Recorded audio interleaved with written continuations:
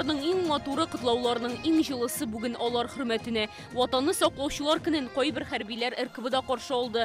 Алар СВОда яраланып, хәзерге вакытта дәвалану узучылар. Мондый очрашуда алган уңай тәэсирләр тизрәк сауыгырга ярдәм итә ди табиблар. Аларга медицина хезмәтеннән башка социаль поддержка, аннары психологик ярдәм кирәк. Без атна сайын үткәрәбез монда мөмкин булганча концертлар, алар белән сөйләшәбез. Күбесен аларның игътибар кирәк. С праздником. Спасибо, вас также. Ну как самочувствие? Ну, выздоравливаем. Ике атналык операция кичергән Алексей үзен инде яхшы хис итә. Хәрби бурычын үтәгәндә ядрә кыйпылчыкларыннан яраланган. СВО зонасына контракт төзеп, узган ел үзе теләп киткән. Врачи хорошо лечат, очень даже отлично. Тоже их с праздником.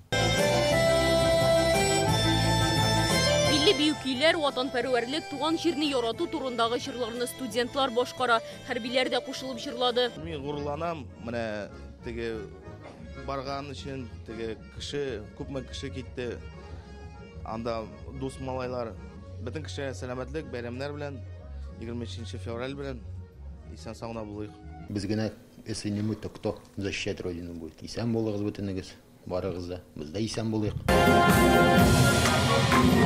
Яшь гвардиячеләр ир-егетләргә балалар теләкләрен язган хатларны тапшырды. Бәйрәм көнне гаиләсеннән еракта булганнарга үй җылысын тыю өчен бер мөмкинлек бу. Уже традиционно второй год организовывает концерт для... Хәрбиләр өчен мондай концертны без икенче ел рәттән оештырабыз. Бу көнне ватан алдындагы бурычын үтәүче ир-егетләрне котлау аеруча мөһим. Әлеге чаралар яшьләрдә дә ватанпәрвәрлек хисләрен уята.